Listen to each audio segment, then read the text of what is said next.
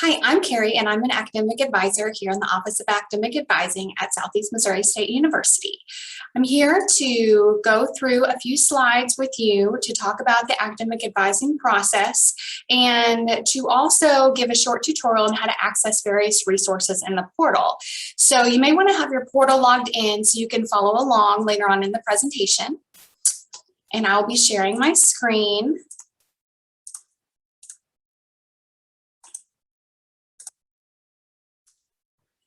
So here at Southeast, we do have two separate advising offices. We have one in Academic Hall in the lower level, and we also have one in the Polytechnic building on the north side of campus. If you are a STEM major, science, technology, engineering, mathematics, you will most likely be advised in the Polytechnic building in room 301. All other majors are usually advised in Academic Hall. There are a few exceptions, and if you have questions about where you need to go, you can drop in either one of these offices and we can help you. Our email address is advising@cmo.edu. That email is checked daily, and our website is cmo.edu/advising. So here in Southeast, academic advisors have kind of a similar role to your high school guidance counselor. We tend to lend support, we challenge you, we listen, we help you plan, talk about your major, and in some ways just be a mentor. If you have questions, just turn to your academic advisor and we are happy to help you. So like I mentioned earlier, cmo.edu/advising is our webpage. This is just a snapshot of our webpage, and you can refer back to it later. We'll go through the advising process here in just a minute, just so you can have an idea of what our website looks like. So who advises at Southeast? There's two different groups of people. We have professional advisors who have a primary role of advising, and we also have faculty advisors. Some of you may be assigned to a faculty advisor depending on your major. Faculty advisors do have a number of other roles on campus, including teaching. Obviously, they do advise, they do some research, and they do some service to the community and the university. So you'll meet with an academic advisor for your advising appointment. Some of you will meet with a faculty and some of you will meet with a professional advisor. So advisors make appointments in a variety of ways. We conduct them and schedule them email, phone, Zoom, and all professional advisors and some faculty do have their calendars loaded into SupportNet, so you can schedule with them directly through SupportNet. Some advisors do have their schedules, office hours posted outside their office door, or you can email your academic advisor if you're unsure how to schedule an appointment with them. I will show you shortly how to look up in the portal to find out who your academic advisor is. So you know you need an advising appointment, but when should you make your advising appointment? So you definitely want to schedule it before your date to register, and you'll hear that referred to as your priority registration date. So registration dates here at Southeast are determined by how many credits you have completed. For example, if you are in 15 credits this fall, but never completed any courses in high school, your hours completed would be 0 because the courses you're taking right now are not yet completed. So we'll go into this a little bit further in the presentation, and I will show you how to look up when your priority registration date is. Just a side note, there are some populations of students on campus that receive priority or they're able to enroll on the first day of classes each semester, no matter what, just because they are a coded athlete, an orientation or registration leader, or a student that's on file with disability services. So make sure to schedule your priority registration date. Make sure to schedule your appointment, your advising appointment before your priority registration date in order to avoid registration delays. So the advising process at Southeast is basically you want to find out who your advisor is. You want to meet with that person, determine your priority enrollment date, and enroll in your classes on that date, and also be aware of any holds that can prevent you from registering. So you can see here on this slide, we circled the current student checklist multiple times. The current student checklist is a great tool to use and refer to in order to find out who your advisor is and what your enrollment date is. And we'll also list out any holds that you have on your account that will prevent you from enrolling. So the current student checklist can be found in the portal under your Student SS tab, and I will be showing you where to find that in just a few minutes. So one of the most important tools we use in advising is called the DegreeWorks Audit. Many of you have seen this previously in your Zoom advising appointments, maybe. Naturally, we'd like you to look at this one more time ahead of time before your advising appointment, just so you can have an idea of requirements for your major before your advising appointment. So your degree audit basically is a snapshot in time of what you have done, what you're currently doing, and what you still have yet to do for your degree here at Southeast. So the audit will list all the classes that are required for your major. So those are the classes that you can pick from to schedule for your next semester. You can list those out and share those with your academic advisor and say which ones interest you the most for the next semester. The audit is used by the Office of the Registrar to determine your graduation status. So it's important to check it out anytime you maybe change your major, change your minor, or add or drop classes to make sure that that is all good to go in DegreeWorks. So we want you to make the most of your advising appointment. Maybe treat it like a doctor's appointment or a job interview. You definitely don't want to just not show up. So if you can't make it, let us know. Most of us are very flexible. Try and arrive on time. A lot of us do have back-to-back advising appointments every day. So if you're late, that might eat into somebody else's time after you, or if you can arrive early, sometimes we can get you in early. Just let us know if you can't make it or if you're going to be late. You might want to plan ahead and have some ideas of classes you want to take next semester. And like I mentioned previously, you can do that by viewing your DegreeWorks. Write down any questions for your advisor that you might have. Sometimes when we put you on the spot here in front of us, it's easy to forget the questions that you have. So write down questions that you might have. You may be thinking about a minor. You might want to talk to your academic advisor about that. Also confirm any dual credit or AP credit. Make sure that that's here on file with us at Southeast. If it's not, we can guide you on that process of how to have that transcript or that AP credit sent to us.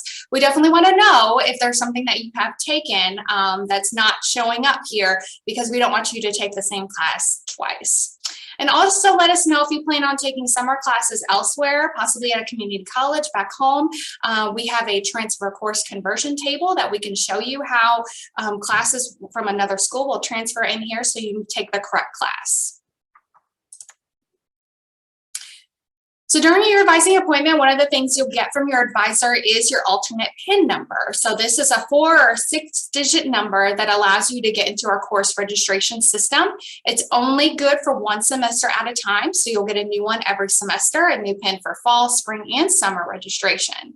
So if you're a first semester freshman, you always need to see your advisor to make any changes to your current schedule. We tend to not give out PIN numbers to new freshmen just because it can be easy to make a mistake in the system and accidentally drop all your classes or do something like that. So if you're a new freshman, definitely let us help you, but you will get your PIN number for future semesters to make adds and drops to your schedule. And the PIN number can only come from your academic advisor. So when it's time to register for classes and you're in the portal, you log in, and then you may get some sort of an error message pop up. So on this list here is some reasons why you might not be able to register. Make sure that you have the right registration date. I will be showing you a number of different places in the portal where you can find out what your registration date is. Make sure you have the right PIN number. Make sure you have the numbers written down in the right order. Also, make sure that you have met with your academic advisor and you do actually have your PIN number. Registration in our system can only take place between 7 a.m. and 9 p.m. So if you're trying to register before 7 a.m. or after 9 p.m., even if it is on your date and you have the right PIN number, you will get an error. So our system can only accept adds and drops for between 7 a.m. and 9 p.m. You also may not be able to register if you have some sort of a hold on your account. You could owe money to Student Financial Services. You could be an athlete who still needs to meet with your athletics advisor.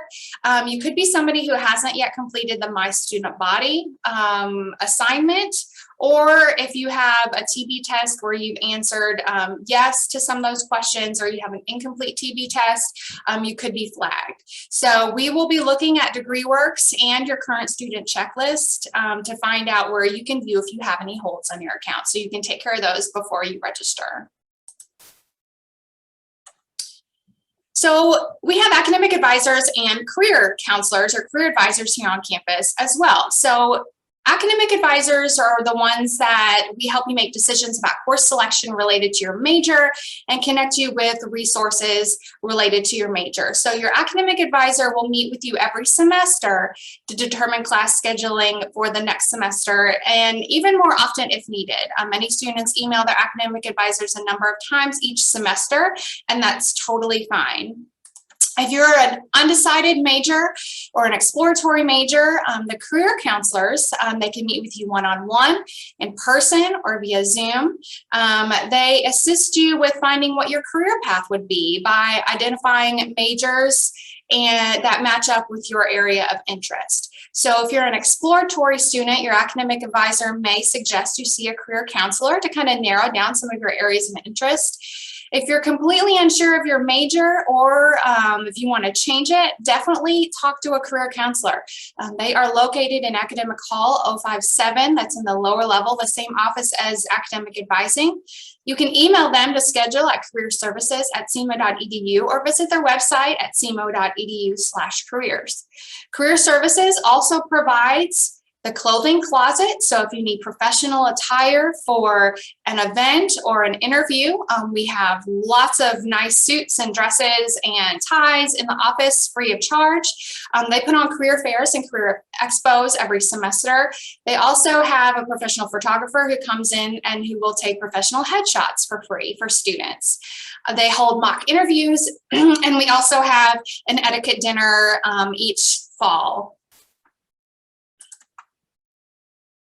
So if you meet with a career counselor, or if you talk to your academic advisor and you decide that you want to declare a major from being exploratory, or you want to change your major altogether, you can do that by emailing advising@cmo.edu from your Southeast email address, and we can get your major updated. There's also a form on our website where you can fill that out and send it in to us. Just be advised that if you do change your major, that could cause a change in your academic or your faculty advisor as well. So just heads up on that. So now if you want to have your portal pulled up, I'm going to go through a few places in the portal that are very helpful for you, that will have a lot of resources to help you succeed here at Southeast. So the portal, under the Student SS tab, if you go to portal.cmo.edu and click on the Student SS tab, you'll be able to find the current student checklist, SupportNet, and DegreeWorks. So in the portal.cmo.edu, you'll find the Student SS tab. So you can see the yellow arrow pointing to the Student SS link. So when you're on the Student SS tab, you can find the current student checklist. So if you click on current student checklist, I think you need to scroll down just a little bit on your screen to find it there. The current student checklist will provide you a place to see if you have registration holds. It will also allow you to see your priority registration date for the upcoming semester, and it will also provide your academic advisor information.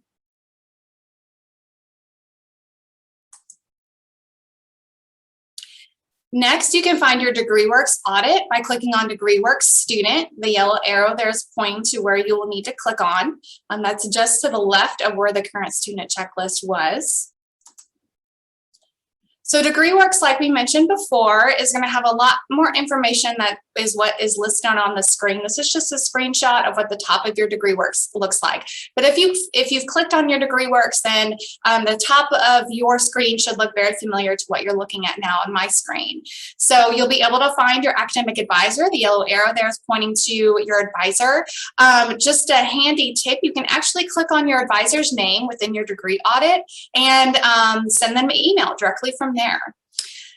You can see in the yellow circle box there, you can check for holds. So if you have any registration holds, it will be listed there in your degree audit as well. It will say if you owe a balance, it will say if you're an athlete, it will say if you still need to complete the My Student Body or if you have a TB hold.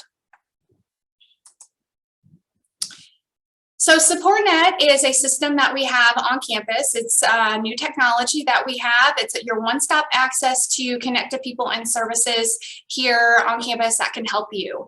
I will show you that in just a second. It's really neat. You can request help if you just have a question and you really don't know who to ask. You can virtually raise your hand in SupportNet and one of our support staff will respond to you. In SupportNet is where you can schedule advising appointments, like I mentioned before, and your advising notes will be housed in SupportNet as well. So SupportNet can be accessed, again, from the Student SS tab, and you'll click on SupportNet Login. It's the yellow arrow is pointing to SupportNet Login. So if you log into your SupportNet and you click on your My Success Network, there the first arrow is pointing to My Success Network. These are the people you're connected with at Southeast, including your advisor. So it will list your primary advisor, and then to the right of your advisor's name, there should be 3 dots there. There you can click on those 3 dots and it should give you the option to schedule an appointment with them if they have that set up in SupportNet, and it will also give you an option to email or call. Also in your Student SS tab is the registration tools box. This box is up at the top, and this is where you will go to utilize these links in order to add and drop classes and to log into Schedule Planner. So just a reminder, the registration can only happen between 7 a.m. and 9 p.m. every day. So that is a reminder there at the very top. And also the first arrow is going to point to the Schedule Planner link. And then the second arrow is going to point to look up classes. There's 2 different ways that you can register for classes here at Southeast. The first, you can utilize Schedule Planner. So Schedule Planner is some software that we have that allows you to simply choose the courses that you want to take for the next semester and put in any times of the day that you don't want to take classes and click on Generate Schedules, and the system will actually generate a number of different schedule options for you. So you don't have to worry about days and times. This system will do that for you. You can browse through the different schedules. You can favorite a schedule. You can have a number of schedules, first choice, second choice, third choice.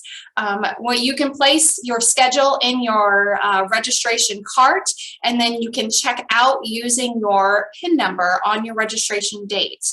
However, just know, while Schedule Planner is really, really great for scheduling because it makes it a little bit easier, placing classes in your cart does not necessarily reserve them for you. So if you place EN140 at this specific time in your cart and you go to register for it on your registration date, it's possible that the specific section that you chose could be full by the time you go to register for it.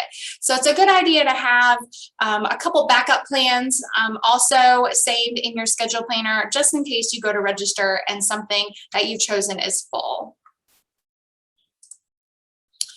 You can also look up classes individually in the portal. Classes will be listed in a format like you see here. There is a lot going on this page, but just refer to those column headers at the top. Really pay attention to the date column for the classes that you've chosen or the classes that you're interested in.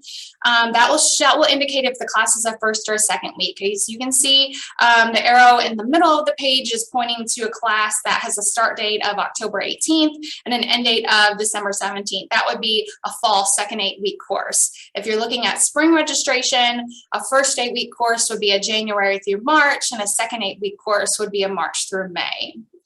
Also pay attention to the location of the class. It will say web if it is a completely online class, or it will give an indication if the class is an off-campus class at one of our off-campus locations in Sykeston or Kennett. So registering in the portal for the first time might be a little bit intimidating, and we understand that many of you have not done this process before. Your academic advisor has enrolled you in your complete schedule before you've gotten here. So we have a couple workshops where you will learn how to register for classes in the portal. We'll teach you how to look up classes and go through Schedule Planner and do some practice registration. So you can visit us in Dempster 103 one of these dates in October. Anytime that works for you, and we will do a how-to workshop. So this workshop does not replace your academic advising appointment. This is just to give you some practice and get you ready for the actual registration process. On the day of registration, we also have open enrollment labs. So if you need help the day that you register, and maybe you run into some errors and you don't know how to troubleshoot them, you can visit us in Kent 110 in the basement of the library, or Zoom us between 7 a.m. and noon on November 8th, 9th, and the 11th, and an advisor can assist you on the spot. So remember that neither this open enrollment lab or the enrollment workshops replace your advising appointment. So you must have your PIN number in order to register. We will not be handing out PIN numbers. So lastly, again, we are academic advisors here on campus, and we're happy to help you with class registration, with considering majors, refer you to career counseling if you need to explore some other majors. Again, we have locations in Academic Hall and Polytech Building. Our email is advising@cmu.edu, and we wish you luck the rest of this fall semester and in the spring semester. Thanks for watching today.